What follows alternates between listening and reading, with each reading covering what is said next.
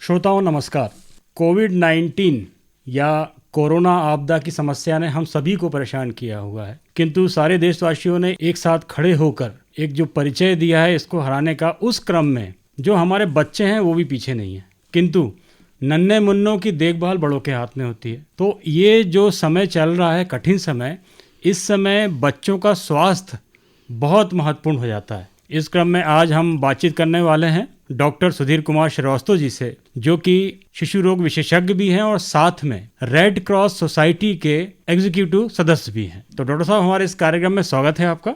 नमस्कार। सबसे महत्वपूर्ण बात उन नन्हे मुन्नों की है, क्योंकि आप बच्चों के डॉक्टर भी रह चुके हैं। इन नन्हे मुन्नों को देखभाल की दृष्टि से, खासकर जैसा अभी क्रिटिकल टाइम चल रहा है, ये कठिन समय चल रहा है, किस तरह से हम इनकी देखभाल कर सकते हैं? देखिए, घर में बच्चों को इस समय बच्चों को कैद रखना सबसे बड़ी कठिन समस्या है, क्योंकि लॉकडाउन पीरियड है। इस पीरियड में उनको घर के अंदर कैद करके रखना बड़ों के लिए बहुत बड़ी समस्या है। और उसके लिए चूंकि बच्चों में इतनी ज़्यादा एनर्जी होती है, उसको खर्च करने के लिए कहीं न कहीं किसी न किसी तरीके के उनको बहलाया जाना बहुत आवश्यक होता है। बिल्कुल बिल्कुल। और उसके लिए बड़ों को, चाहे पिता हो, चाहे चाचा हो, चाहे और कोई अन्य संबंधी हो, माँ हो, दादा हो, दादी हो, उन सब का साथ बहुत आवश्यक हो जाता है। बिल्कुल जी डॉक्टर साहब, तो सबका योगदान जरूरी है बच्चों के लिए, पारिवारिक सदस्यों का। जी। दूसरी बात आती है स्वास्थ्य या स्वच्छता की, उसमें क्या आपका मार्गदर्शन होगा?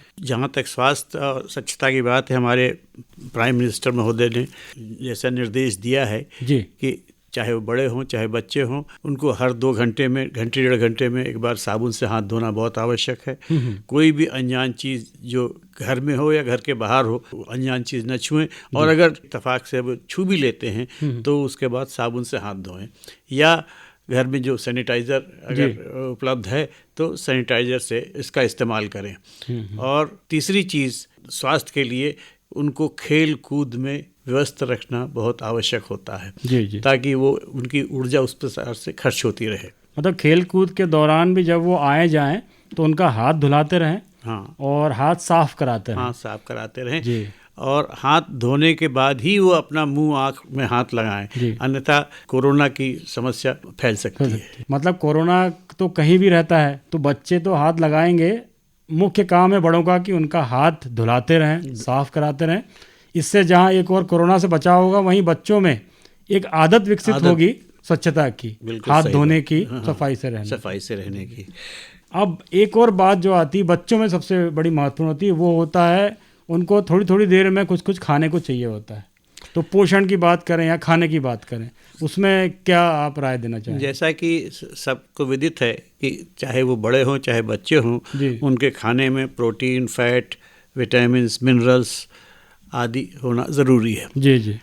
और बच्चों के ख़ास तौर से चूँकि वो सब्जियां नहीं खाते हैं अक्सर, इसलिए घर में माँ का ये कर्तव्य बन जाता है कि उनको किसी तरह से उनकी पसंद की चीज़ बना करके, जिसमें प्रोटीन, विटामिन और सब हों, और उसमें हरी सब्जियां भी पीस के या किसी तरह से मिला के उनको खिलाई जाए। साथ में दूध तो खैर उपलब्ध है तो देना ही चाहिए।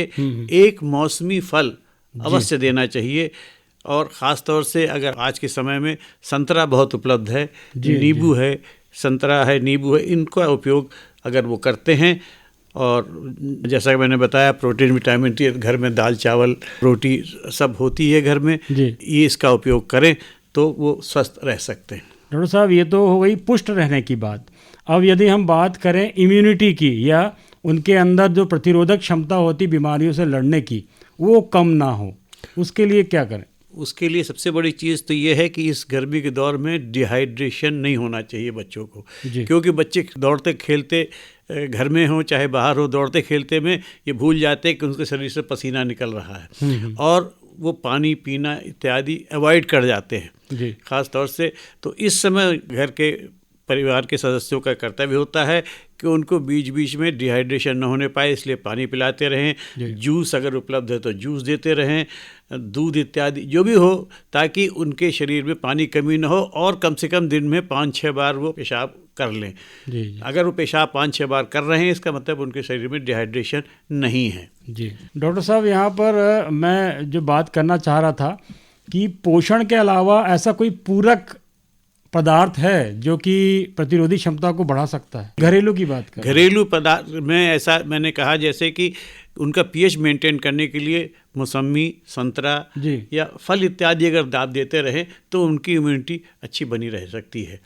इसमें कोई संदेह नहीं है। दूसरी बात आपने शुरुआत में कही थी कि बच्चों में बहुत ज़्यादा ऊर्जा होती है, तो उसके लिए उनको व्यस्त रखना जरूरी होता है ताकि वो पहली बात तो घर से बाहर ना जाएं। तो उसके लिए सबसे बड़ी चीज़ बड़ों को कोऑपरेशन बहुत आवश्यक होता है और बच्चों को उसके लिए घर में रखने के लिए उनको लूडो, सांप सीढ़ी, इस तरह के जो खेल हैं, कैरम, इस तरह के खेल में उनको व्यस्त रखना बहुत आवश्यक है। और अगर आपके घर में पर्याप्त जगह है ऊपर छत में तो अन्य खेल, बैडमिंटन इत्यादि भी आप उनको खिला सकते हैं ताकि उनकी ऊर्जा और समय जो है इस तरह से कटता रहे कि वो बोर न होने पाएँ। अगर वो बोर होंगे तो फिर आपके साथ दिक्कत करेंगे, इसलिए उनको व्यस्त रख के इस तरह के खेलों में व्यस्त रहें तो बहुत आवश्यक हो जाता है। डॉक्टर साहब, सच बात है, अभी जो बच्चे हैं नई पीढ़ी के, वो बहुत जल्दी उनका ध्यान एक जगह केंद्रित ना होके कई जगह एकदम से होता है। और आप चूंकि बच्चों के विशेषज्ञ रह चुके हैं, डॉक्टर रह चुके हैं, तो उनके मनोविज्ञान को भी जानते होंगे।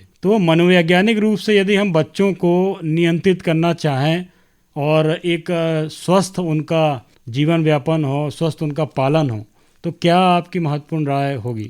बच्चों को व्यस्त रखने के लिए और सबसे बड़ी चीज़ उनका ध्यान अपने साथ, ताकि जो हमारी बात माने, उनके साथ बच्चा बन के रहना बहुत आवश्यक होता है। अगर उनके बच्चों के साथ हम बच्चे के लेवल पे बात करेंगे तो वो हमारी बात सुनेंगे, हमारी बात मानेंगे। अगर हम उनको बड़े कहेंगे यहाँ बैठ जाओ, यहाँ से उठना नहीं, तो कभी वो नहीं मानेंगे। लेकिन अगर मैं खुद बैठ के उनके साथ और वहीं बैठ के लूडो खेलूँगा, वहीं बैठ के कैरम खेलूँगा, तो वो भी उसमें व्यस्त हो जाएंगे।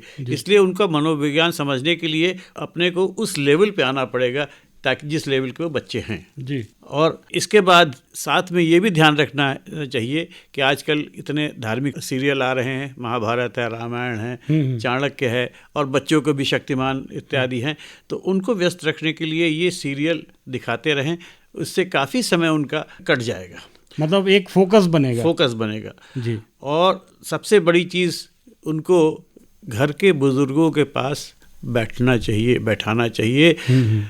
धार्मिक सीरियल इत्यादि देखने से तो उनको धर्म की और संस्कार की शिक्षा मिलेगी, लेकिन घर में बुजुर्गों के पास बैठ के, दादा दादी के पास, नाना नानी के पास अगर बैठेंगे तो उनको पारिवारिक संस्कार और सभ्यता, भारतीय संस्कृति की शिक्षा मिलेगी। ये बहुत आवश्यक हो जाता है। तो डॉक्टर साहब, ये तो पूरी बात थी कि जो हमारे बच्चे हैं उनको हम कैसे ध्यान रखें, उनका लालन पालन कितने सावधानी से करें ताकि ये जो समय है कोरोना आपदा का, ये टल जाए। एक बात आपने शुरुआत में कही थी कि बच्चों को हष्ट-पुष्ट रखने के लिए, उनके अंदर इम्यूनिटी के लिए फलों का रस या फल उनको दें। कुछ क्षेत्र ऐसे हैं जहाँ पर लॉकडाउन कठिन भी है और फल कई बार उपलब्ध नहीं हो पाते हैं, तो ऐसी स्थिति में आपने ये भी कहा है कि डिहाइड्रेशन ना हो, निर्जलीकरण ना हो उनका, तो उसके लिए कोई राय है? घर में उसको निर्जलीकरण बचाने के लिए नमक पानी का घोल जी, जैसा कि हम लोग बताते हैं कि एक गिलास पानी में एक चुटकी नमक और 1 चम्मच शक्कर डाल के उसको घोल लीजिए और उस पर थोड़ा सा नींबू डाल दीजिए, तो वो घर में नमक चीनी का घोल बन जाएगा। अन्यथा बाज़ार से ORS के पैकेट उपलब्ध होते हैं, वो मंगा के 1 गिलास पानी में 1 चम्मच वो पाउडर मिला करके बच्चों को पिला सकते हैं। तो उनके नमक की, शरीर में जो निर्जलीकरण होता है, पसीने से नमक निकलता है, उसकी पूर्ति होती रहेगी और शरीर साथ में शक्कर से उनको कुछ स्फूर्ति मिलेगी। और नींबू या इस तरह की चीज़ें उसे पड़ जाएगी तो विटामिन C भी उनको उपलब्ध हो जाएगा। जी। तो डॉक्टर सुधीर जी, आपने जो जानकारी दी है हमारे श्रोताओं को, ये जो कठिन समय है कोरोना आपदा का, इसमें अपने बच्चों का उसी तरीके से ख्याल रखें और इस लड़ाई में अपना योगदान दें। हम सभी की एकता से और योगदान से हम इस लड़ाई को जीत जाएंगे। आपका बहुत बहुत धन्यवाद डॉक्टर साहब।